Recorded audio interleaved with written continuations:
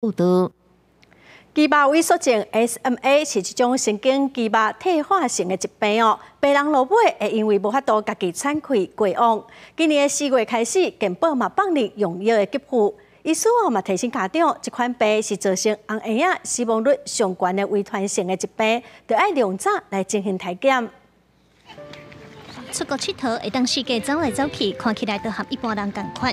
这个查某囡仔拄啊出世，就互检查出有量骨侧肌肉萎缩症，加在伫咧发病进前就开始食药啊治疗，即马和普通人同款照常生活。这种病简称作 SMA， 是一种罕见疾病，过去是无法度治疗的神经退化疾病。那较严重的，爱到呼吸器24点钟，爱有人照顾，甚至会死。希望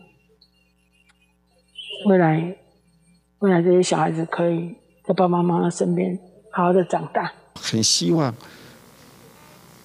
让更多的 SMA 病友都可以有一个希望，有一个盼望，活下去的那种盼望。SMA 目前有3种治疗的药啊，但是贵松松，健保嘛无全部负担，有一寡患者只好放弃治疗。今年4月，健保放任用药负担的范围，和一寡患者总算看到治疗的希望。期待健保负担的范围会当愈侪，做好愈侪人。医师嘛呼吁家长，就要重视幼儿的 SMA 检查。